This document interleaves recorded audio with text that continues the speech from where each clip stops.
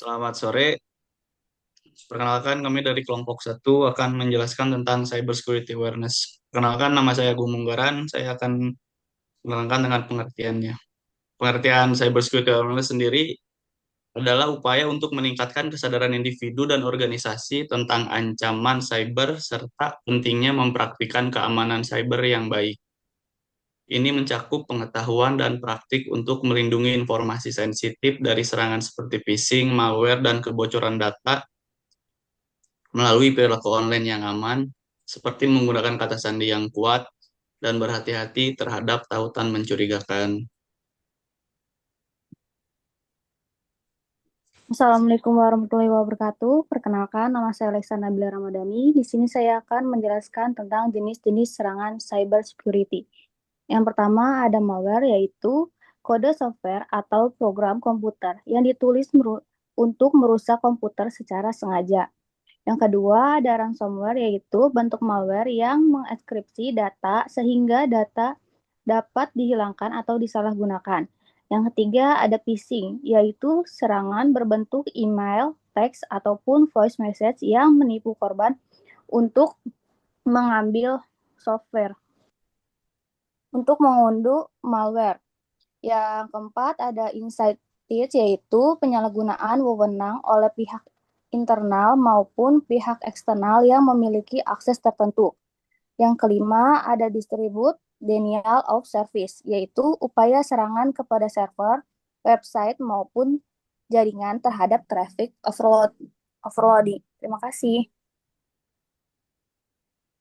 Perkenalkan, nama saya Andara Ping Angelita. Di sini saya akan menjelaskan cara mengatasi serangan cyber. Yang pertama itu ada virus dan malware. Itu kalian bisa install software antivirus. Yang kedua itu ada phishing. Waspadai email yang dibuat dengan nama domain palsu atau mengambil alih nama domain yang sudah ada. Yang ketiga itu ada serangan DDoS. Gunakan layanan cloud untuk melindungi server dan mengalihkan trafik yang tidak diinginkan.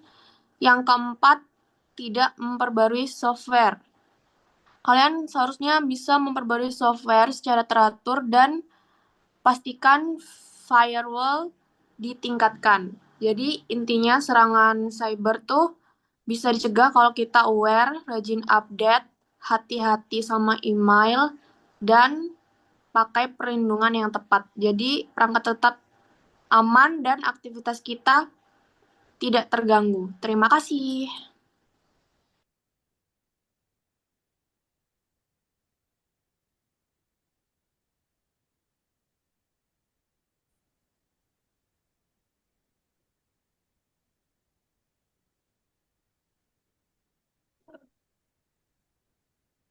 Saya Agnes Yunita Oro. Di sini saya mau menjelaskan apa pentingnya cyber security awareness.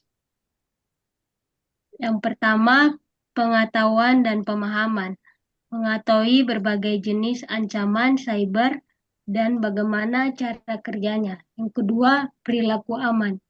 Melaksanakan praktik keamanan yang baik seperti mengamankan jaringan Wi-Fi, membuat kata sandi yang kuat dan unik, serta tidak sembarangan mengklik tautan atau mengunduh lampiran yang tidak dikenal. Yang ketiga, tanggung jawab. Mengetahui bahwa setiap individu memiliki peran penting dalam menjaga keamanan cyber, baik secara pribadi maupun di lingkungan kerja.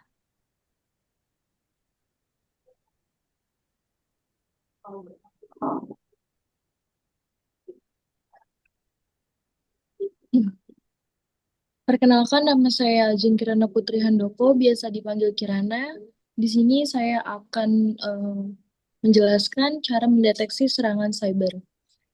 Beberapa tanda umum yang dapat mengindikasi bahwa perangkat atau akun Anda sedang mengalami percobaan serangan cyber.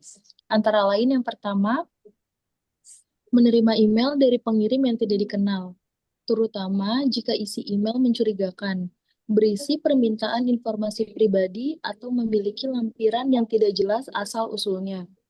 Yang kedua, adanya tautan aneh atau bersifat memaksa, seperti pesan yang mendesak Anda mengklik link tertentu untuk memperbaharui data atau menghindari penutupan akun. Yang ketiga, perangkat tiba-tiba melambat tanpa alasan yang jelas, yang bisa menandakan adanya malware atau proses berbahaya yang berjalan di latar belakang. 4. Munculnya pop-up yang mencurigakan. Misalnya, iklan yang tidak wajar, peringatan palsu tentang virus, atau notifikasi yang meminta Anda menginstal aplikasi tertentu. Dan yang terakhir, aktivitas login dari lokasi yang tidak biasa. Seperti notifikasi bahwa ada upaya masuk dari negara atau perangkat yang tidak pernah Anda gunakan sebelumnya. Assalamualaikum warahmatullahi wabarakatuh. Perkenalkan, nama saya Ratri Muninggar. Di sini saya akan menjelaskan beberapa kasus cybercrime yang terjadi di Indonesia dan beberapa ada yang di global. Oke. Yang pertama, serangan ransomware terhadap Pusat Data Nasional Sementara 2 atau PDNS itu terjadi pada tahun 2024, 17 Juni. Pusat Data Nasional Sementara 2 PDNS 2 di Surabaya mendapatkan serangan cyber oleh salah satu grup peretas terkenal, yaitu Lockbit. Serangan ini menjadi contoh nyata bahwa serangan cyber sangat berbahaya dan dapat mengancam infrastruktur vital negara, menyebabkan gangguan besar pada berbagai lembaga, dan menimbulkan kerugian yang sangat besar. Dampak yang diakibatkan dari serangan ini adalah pada Direktorat Jenderal Imigrasi dan mengakibatkan kebocoran data strategis dan Badan Intelijen TNI dan Polri. Serangan ini diawali pada 17 Juni 2024 ketika Badan Cyber dan Sandi Negara BSSN mendeteksi upaya untuk menonaktifkan keamanan Windows Defender pada server PDNS 2 yang pada akhirnya memudahkan peretas menyebarkan ransomware. Hanya dalam hitungan hari, data-data penting di server PDNS 2 berhasil dikunci. Dan peretas menuntut tebusan sebesar 8 juta US dollar atau senilai 131 miliar untuk mengembalikan akses. Oke. Untuk data yang kedua, yaitu peretasan Yahoo. Ini sangat ramai ya, karena Yahoo ini sering sekali mendapatkan serangan cyber, yaitu 1 miliar pengguna menjadi korban peretasan Yahoo. Yahoo menjadi salah satu perusahaan yang seringkali mendapatkan serangan cyber. Pada tahun 2013, Yahoo mendapatkan serangan cyber yang menyebabkan lebih dari 1 miliar akun pengguna menjadi sasaran peretas dan dicuri. Yahoo menyatakan bahwa si peretas ini mencuri nama, nomor telepon, kata sandi, dan alamat surel, tapi tidak mencuri data bank dan pembayaran. Dalang di balik peretasan Yahoo tersebut adalah Alexei Belan, hacker asal Latvia yang disewa oleh agen Rusia.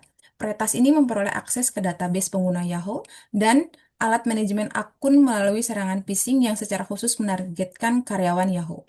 Dari kejadian ini, harga saham Yahoo turun 3% setelah serangan itu terjadi dan kehilangan 1,3 dolar dalam kapitalisasi pasar. Yahoo juga harus membayar denda ke berbagai institusi dunia yang menggugatnya.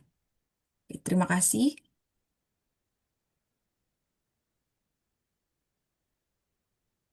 Oke, sekian dan terima kasih Pak.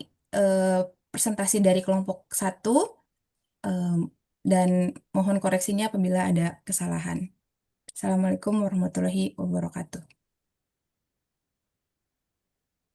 Warahmatullahi wabarakatuh.